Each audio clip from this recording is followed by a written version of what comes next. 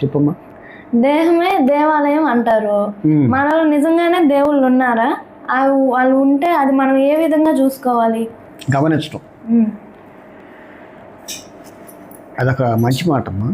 దేహమే దేవాలయం అనేది దేవాలయంగా చూసుకున్నప్పుడే ఆ యొక్క జన్మ సార్థకత అవుతుంది. ఏది దేవాలయంగా చూసుకోగలగాలి. దేవుళ్ళు అందరూ ఉంటారు మనలోనే. విశ్వంలో ఏదైతే ఉందో, ఏది ఆ పరమాత్మలో ఏదైతే ఉందో మాయా రూపంలో మొత్తం మనలోనే ఉంటుంది. ఇందులో లేని అందులో ఏమి ఉండదు, అందులో లేని ఇందులో ఉండదు. మొదలు ఎక్కడ ఉండాలి. ఆ మొదల్లోంచి వచ్చినటువంటి మాయలోంచి వచ్చింది ఇక్కడికి వచ్చింది. కంపల్సరీగా మనం చూసుకొని ఎత్తుక్కుంటే దొరుకుతాయి. దొరికినప్పుడు ఏంటంటే మనం ఏ దేవాలయానికి పోయినా ఆ దైవతత్వం నీలో ఉన్నట్టుగా చూసుకున్నామంటే ఖచ్చితంగా అనుభూతి పొందుతాం. ఏ దేవాలయమైనా కావచ్చు, ఆ పేర్లు నువ్వు అడిగేదాన్ని బట్టి నేను చెబుతుంటాను. అది మనలో ఏ రూట్లో ఉంది అని మనం దాన్ని యాక్టివ్ చేసుకున్నామంటే కరెక్ట్గా మనం దేవాలయానికి పోయినటువంటి అర్థం నెరవేరుతుంది. నీకు ఏ దేవుడి గురించి కావాలి చెప్పు. నాకు విష్ణుమూర్తి గురించి. విష్ణుమూర్తి. విష్ణువుని ఏమంటారంటే విశ్వమే విష్ణువు అంటారు. వ్యక్తం ఏదైతే ఉందో దాన్ని విష్ణువు అంటారు. సృష్టిలోకి వచ్చింది మొత్తం విష్ణువే. దానికి ఉన్న గుణాలు ఏంటంటే రక్షణ, పోషణ. అంటే అది రక్షించుతుంటుంది, పోషిస్తుంటుంది. ఆ రెండు లేకుండా మనకు జరగదు. కాబట్టి ఈ సృష్టి బాధ్యత మొత్తం కూడా స్థితికారకత్వం. దాని పేరు స్థితికారకత్వం అంటారు. అందువల్ల ఏంటంటే అది లేకుండా ఏది జరగదు. అర్థమైందా? తర్వాత అతను రక్షకుడు. ఎట్లా అవుతాడు? మనకి ఏదన్నా జబ్బు చేసినప్పుడు ఆయనకు ఒక అవతారం ఇచ్చేసారు. విష్ణుమూర్తికి ధన్వంతరి అని ఒక అవతారం ఇచ్చారు. ఏది? ఈ మెడికల్ విషయాలని సంపన్నం చేసుకోవడానికి. ఈ రోగాలు కంపల్సరీ వస్తాయి కాబట్టి ఆ వచ్చేదాన్ని ఎదుర్కొని ముందుకు నడపాలంటే ధన్వంతరి కావాలని దానికి ఒక అవతారం ఇచ్చారు. మనకి డాక్టర్ దగ్గరికి పోతే ఆ విష్ణుమూర్తి ఆ బొమ్మ ఉంటుంది.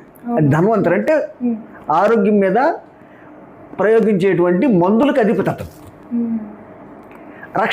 అట్లా రక్షణిస్తాడు. పోషణ, రక్షణ.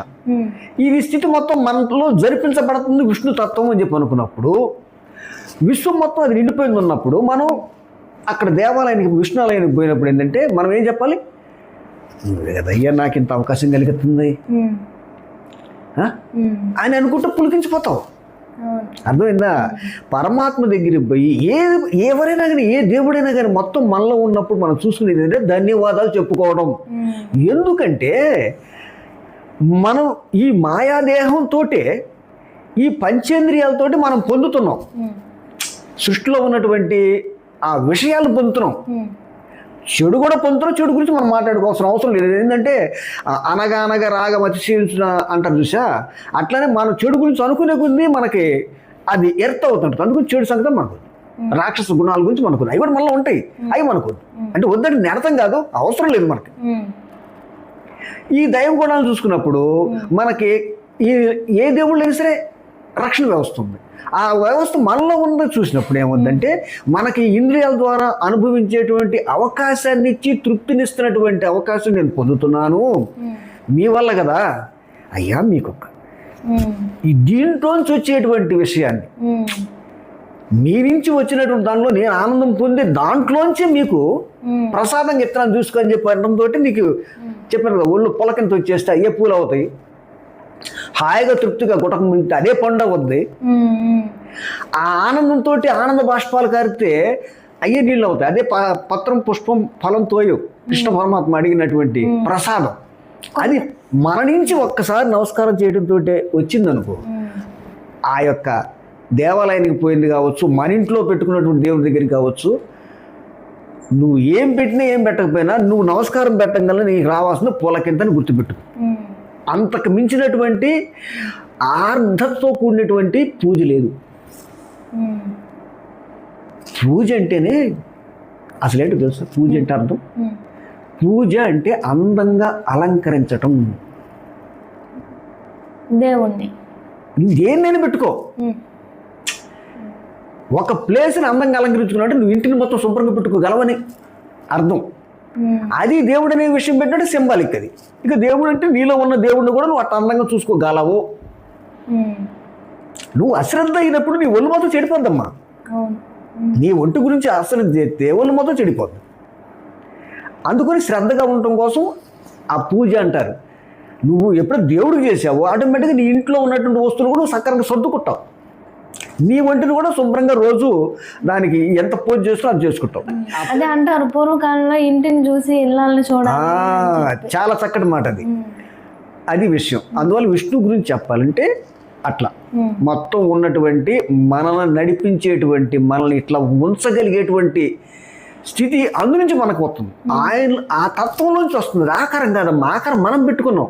మనం మనుషులు కాబట్టి మనుషులు ఆకారం పెట్టుకున్నాము.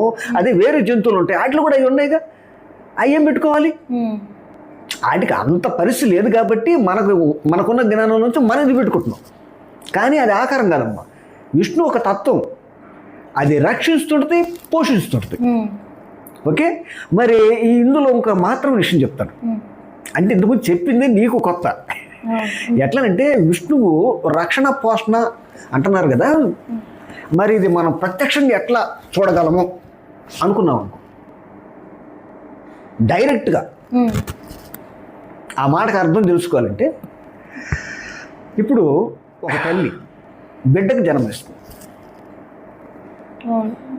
అప్పుడు వరకు కూడా ఆ అమ్మాయి ఒక భర్తకు భార్య, సింపుల్గా ఉంటుంది.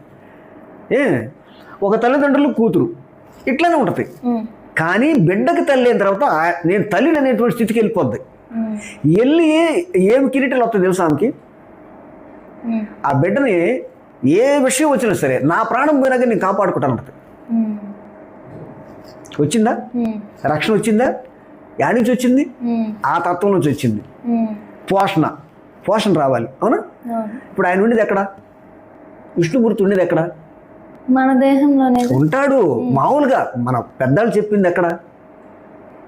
మందిరంలో, గుళ్ళలో కాదు. ప్యూర్గా ఉండేది ఎక్కడంటే ఆయన గురించి చెప్పిన విషయం పాలకడలిలో ఉంటాడంటారు. అర్థమైందా? పాలకడలి గుర్తుంది పాట? పాలకడలిలో శేషతల్పమున పవళించే దేవ, గుర్తుందా? ఆయన ఉండేది పాలకడల్లో. ఇప్పుడు అన్న అర్థమైందా? బిడ్డ పుట్టంగా పాలు అవుతున్నాయా? ఎందుకు రావాలి? నేను అనేది అదే, నువ్వు ధర్మంగా ఉండు, నీకు రావాల్సిన నీకు వస్తాయే. నువ్వే అతిగా ఆలోచన చేయాల్సిన అవసరం లేదు. నీకు కావాల్సినవి వస్తానే ఉంటాయి. ఆకలితో చచ్చిపోయే వాళ్ళు ఎవరు ఉండరు. వాళ్ళకి తగ్గ ఆహారం ఏదైనా కానీ ఈ సృష్టిలో లభిస్తూనే ఉంటుంది. ఇప్పుడు భూమిలోంచి మనం కావాలంటేనే వస్తున్నాయి కొన్ని, అవసరం లేకపోయినా వస్తాయి కొన్ని పళ్ళు, ఆటోమేటిక్గా మొలుతాయి. అడవుల్లో అట్లా ఉండే పళ్ళు అవి మనం ఏ కూడా వస్తున్నాయి. మనం కావాలని మనం మన కోసం, మన రుచుల కోసం మనం కొన్ని చేసుకుంటున్నాం. ఏది చేసినా మనకి కాదు, అవి భూమాత. భూమాత ఉత్పన్నం చేస్తుంది. అర్థమైందా? ఇప్పుడు విష్ణు తత్వం అన్నావు కాబట్టి వెంకటేశ్వర స్వామి దగ్గరికి వెళ్తారు. కలియుగ ప్రత్యక్ష దైవం. నువ్వు తిరుపతి పోయావంటే వైకుంఠంలో పోయినట్టు ఉంటుంది ఆ యొక్క కళ. అట్లాంటి అవకాశం అక్కడ లభించింది. ఇప్పుడు విష్ణు వెంకటేశ్వర స్వామిది ఎట్లా లెక్క? రక్షణ పోషణ చెప్పు, ఇప్పుడు చెప్పాలి. వెంకటేశ్వర స్వామి మనకి రక్షణ పోషణ ఎట్లా? కలియుగ ప్రత్యక్ష దైవం ఎట్లా అంటే మనం చేసిన పాపాలని ఆయన ఈ జన్మలో అట్లా తుడిచివేయడానికి ఆయన అక్కడ ప్రత్యక్షమయ్యాడు అని అంటారు. అది నిజమే. వెంకట కాబట్టి, వెంకట అంటే వెంట్రుకల ద్వారా పాపాన్ని హరించేవాడని అట్లా పెట్టారు. కానీ నేను అడుగుతుంది రక్షణ పోషణ. అది పాపాలు మీరు చెప్తుంది, అర్థమైందా? అది వెంట్రుకలు తీసేయటం వల్ల ఆ పాపాలు ఆయన తీసేసుకుంటాడు అనేది ఒక ఆయనకి పెట్టిన ప్రత్యేక గుణం అది. కానీ రక్షణ పోషణ ఎట్టెత్తున్నాడు చెప్పు? ఎట్లా? అది మీరే చెప్పాలి. మీరే చెప్పాలి, మేంగా చెప్పాల్సింది. ఆయన ఇద్దరు భార్యలు ఉంటారంట ఆయన, శ్రీదేవి భూదేవి. ఉన్నప్పుడు ఆయన హృదయంలో పెట్టుకున్నాడు. అవును, శ్రీదేవి భూదేవిని హృదయంలో పెట్టుకున్నాడు. హృదయంలో అంటే ఫంక్షన్స్ ఉంటాయి, చెప్పాను కదా. ఫంక్షన్స్ మొత్తం ఇక్కడే ఉండేది. సెన్సిటివ్ ఇది ప్లేస్. నీ భావాలు మొత్తం ఇక్కడే ఉంటాయి. ఆ భావాల ద్వారా ఎవరి ద్వారా ఇది జరుగుతుంది? శ్రీదేవి భూదేవి. భూదేవి అంటే మనం తినే సంపద మొత్తం దాంట్లోది దాంట్లో వచ్చేసింది ఆయన నుంచి. అవును. ఆయన పరిపాలనకి వీళ్ళు సపోర్ట్ ఇస్తుంటారు ఆ తత్వాలు. మరి శ్రీదేవి అంటే మొత్తం మనం పొందే సౌకర్యాలు మొత్తం శ్రీదేవి. శ్రీ అంటే మనకు ఉపయోగపడేటువంటి సంపద, డబ్బులు కావచ్చు, నగలు కావచ్చు, ఏయైనా కావచ్చు, మన వాడకానికి ఏయైనా కావచ్చు, అవి మొత్తం శ్రీ అంటాం. శ్రీ అంటే సంపద. ఆ సంపద ప్లస్ ఆహారం మొత్తం అతనే అతనికి సపోర్ట్ ఇచ్చేటువంటి అతని దేవీరులతోటి. అర్థమైందా? రక్షణ పోషణ అంటే అందుకు కలిగే ప్రత్యక్ష దైవం ఆయన. ఓకేనా?